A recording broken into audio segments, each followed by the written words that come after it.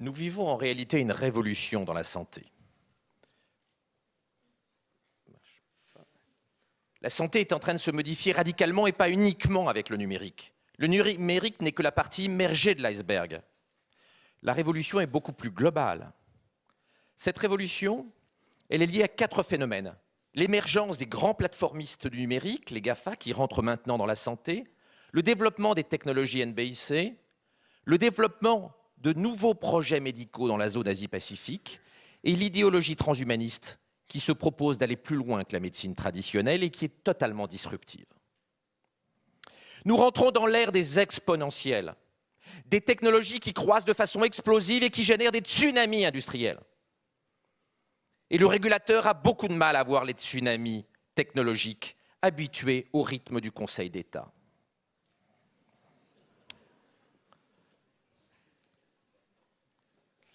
Les technologies NBIC vont structurer la médecine. N pour nanotechnologie, les technologies au niveau du milliardième de mètre. B pour biotechnologie, et notamment la génétique. I pour informatique. Et C pour cognitique, c'est-à-dire l'intelligence artificielle, la robotique et les sciences du cerveau. À l'origine, la loi de Moore, l'explosion de la puissance informatique, mais également d'autres lois qui ont permis, par exemple, au séquençage ADN de voir son prix divisé par 3 millions en 10 ans, et le coût des manipulations génétiques divisé par 10 000 en 7 ans, avec les enzymes dont vous a parlé Xavier tout à l'heure.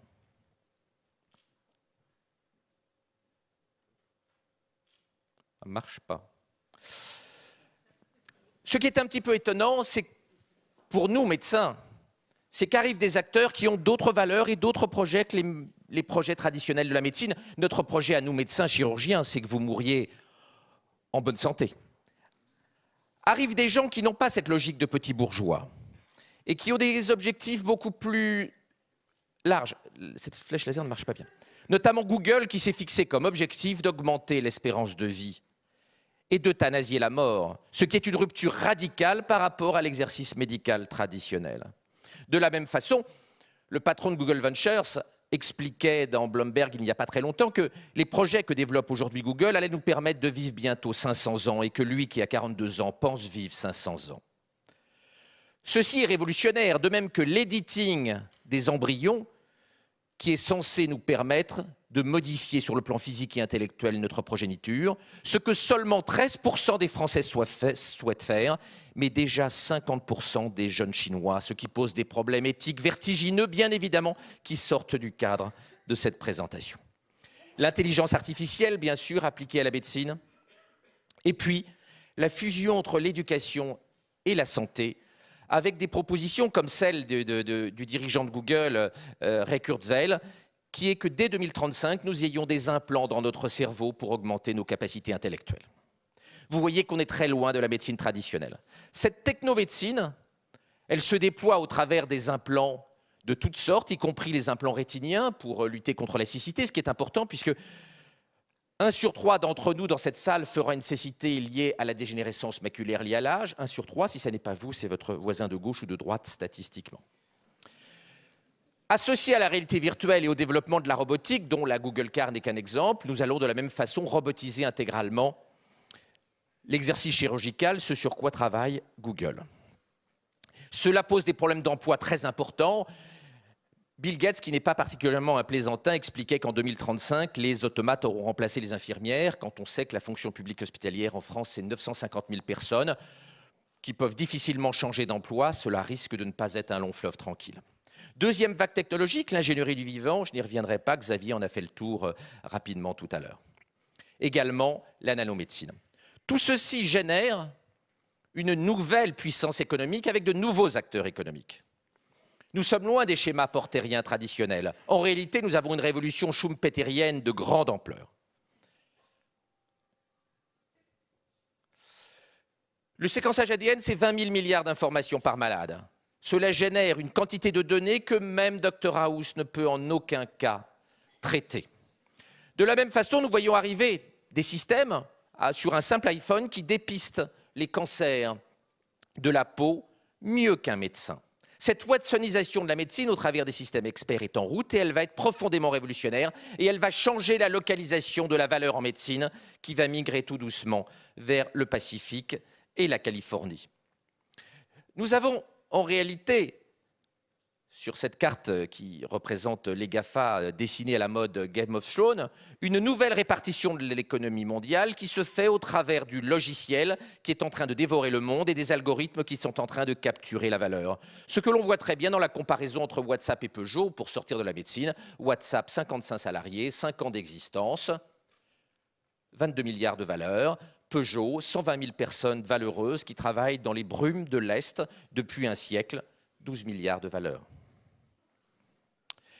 Des acteurs comme Craig Venter de HLI sont en train de séquencer des millions d'Américains pour corréler les données génétiques et biologiques avec le dossier médical électronique pour fabriquer des algorithmes qui seront demain indispensables à l'exercice médical des gens comme moi, docteurs et chirurgiens. Si nous ne voulons pas être dévorés et voir la valeur migrer dans la médecine comme elle a migré déjà dans les industries culturelles, dans les médias et dans de nombreuses branches, il faut aller maintenant très vite. Nous n'avons plus le temps de lambiner. Et pourtant, il suffirait de presque rien. Comme l'a dit Xavier, nous avons un terreau très favorable. Il faudrait d'abord... C'est dommage que cette flèche laser ne marche pas. Il faudrait d'abord sortir du déni.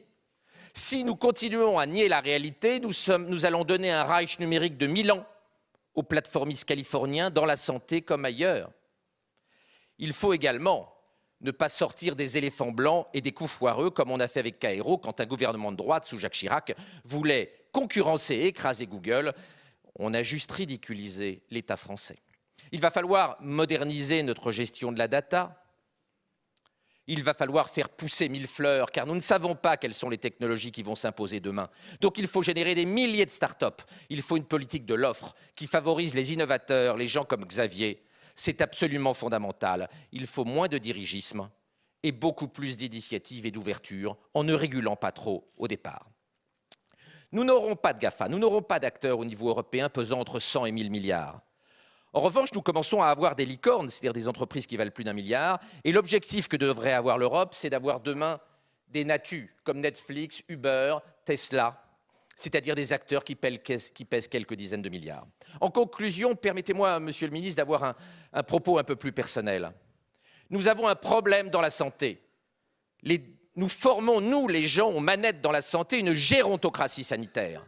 Les maréchaux d'empire n'étaient pas des gérontes, c'étaient des gens jeunes. Il va falloir mettre des digital natives si nous voulons participer à la révolution technologique en cours, si nous voulons créer de la valeur sur le sol français. Il faut rajeunir nos élites. Les gens de ma génération sont trop vieux. Je suis né 5 ans après avant l'énoncé de la loi de Moore. Il faut mettre des gens de la génération de Xavier, de la vôtre, Monsieur le ministre, des gens qui, comme vous, connaissent le futur et s'y intéressent.